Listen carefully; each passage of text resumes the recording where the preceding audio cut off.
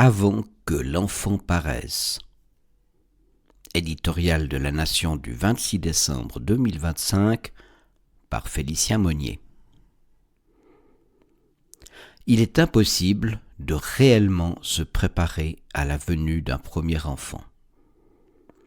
Bien entendu, des cours proposés par le CHUV ou des organisations privées permettent de nommer des processus physiologiques, des étapes de la grossesse et d'appréhender le matériel à utiliser.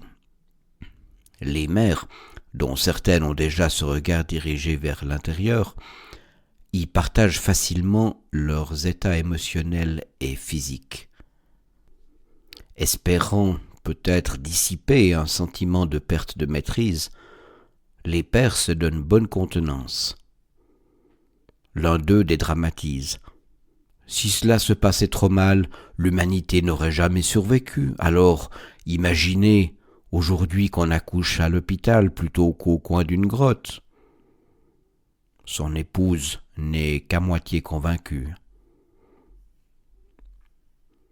Même accompagnée d'une excitation joyeuse, une grossesse est une aventure à la fois physique, des premiers signes à une éventuelle reconstruction après un accouchement difficile, et mentale.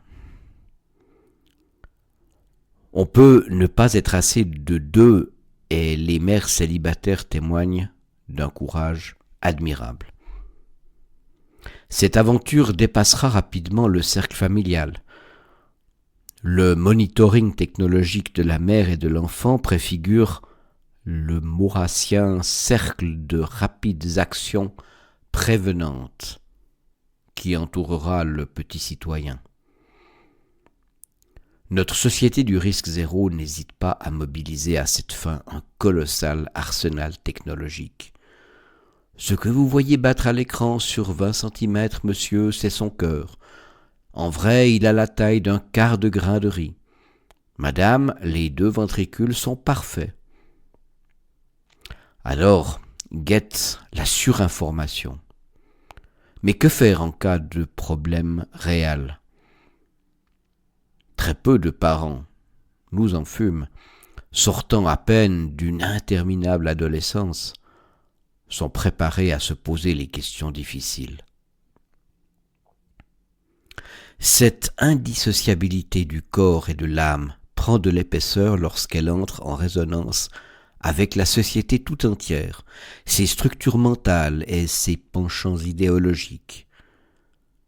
À une mère en plein travail réclamant une anesthésie péridurale à Lucerne en 1988, un médecin pouvait répondre froidement « Tu accoucheras dans la douleur », tiré de la Genèse 3,16. Aujourd'hui, et en tout cas dans les hôpitaux vaudois, les choix paraissent induits moins brutalement. Ils sembleront même libres, dans les limites qu'impose la survie de la mère et de l'enfant. Mais cette neutralité officielle cache mal une forêt d'injonctions contradictoires que subissent les couples, les femmes en particulier, démultipliées par les réseaux sociaux. Elle s'incarne dans des questions très concrètes. Accouchement naturel ou par césarienne, avec ou sans péridurale, en clinique, à l'hôpital, en maison de naissance, à domicile, en forêt. Chacune de ces questions est remplie d'une lourde charge morale, sinon politique, susceptible de sous-tendre un modèle de société, de rapport au corps, à la technique et au progrès. Au XXe siècle et dans les pays développés, la médicalisation progressive de la naissance a fait s'effondrer les taux de mortalité. Après la guerre, un discours féministe accompagna ces avancées.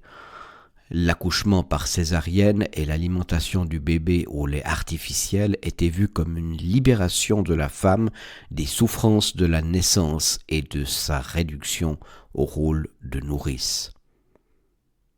Aujourd'hui, un nouveau féminisme matiné d'écologie prône un retour aux pratiques les plus naturelles possibles, des évocations du féminin sacré lui ajoutent une coloration New Age.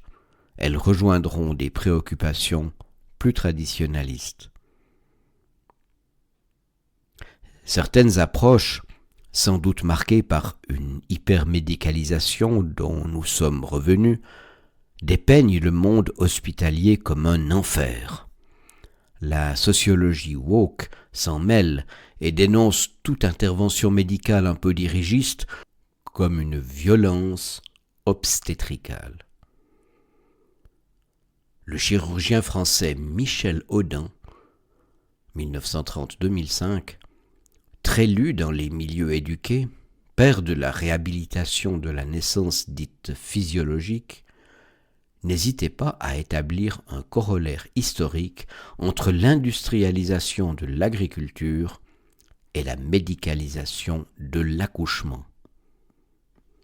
Il y a 9 semaines, en pleine nuit, une sage-femme remarquable, armée d'un quart de siècle d'expérience en salle d'accouchement, me racontait la défiance haineuse que certains parents purent lui témoigner, gavés de récits glaçants sur le monde hospitalier et déçus de finir à la matte. Mais nous avons peut-être eu de la chance.